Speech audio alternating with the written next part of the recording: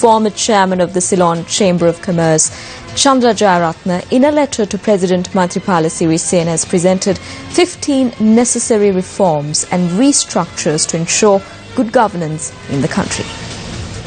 In the letter titled, "The ring of corruption around the governance structure can be significantly weakened," Jayaratne points out that the President has regretfully accepted that a ring of influential persons were holding back the good governance commitments of the government from being effectively implemented. The 12 points presented by Jayaratne to weaken this said ring include the establishment of parallel court systems dedicated to hear corruption-related cases,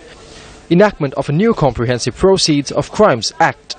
the Financial Investigation Unit of the Central sharing information with the Police FCIF, CID and the Bribery Commission, restructuring organization structures of the FCID, CID and the Bribery Commission with separate units to progress the investigation of complaints before and after January 2015. The letter also points out the necessity to amend the applicable laws dealing with the declaration of assets and liabilities in Sri Lanka to expand the scope of application to include all statutory boards and state-owned public enterprises.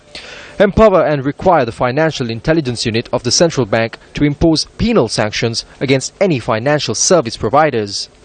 Amend the definition of state property to include all statutory corporations and state-owned public enterprises. The letter concludes by saying that any investments and spends made in implementing these recommendations will be more than compensated by the consequential additional revenue.